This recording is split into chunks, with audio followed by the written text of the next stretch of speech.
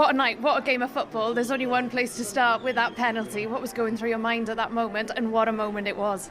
Yeah, I thought it would have been a big shame I haven't seen it back, but to be honest, it looked like the challenge was a fair one. So I probably would have been hard done by to lose by that goal, and the way we defended all night and the grit and determination that we showed, we probably deserved to get a point here.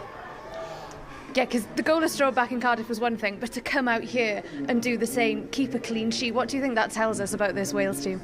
That we're hard to beat, and I think you can go a long way being hard to beat. It's now how many games we play? Five in the group that we're unbeaten in, and that speaks a lot for the commitment of what the lads put in and the commitment of the staff and everyone. Every time we join up, the efforts that everyone puts in and dedicates to this week and a half.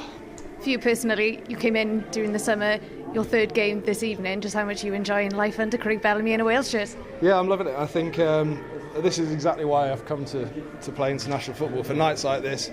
I'm getting no younger, so I thought let's have a go at it and let's see if I can cope and do the job. So I really enjoyed it tonight. Obviously, hostile atmosphere. The lads knew what to expect, and to come away with a clean sheet, like you say, I'm delighted.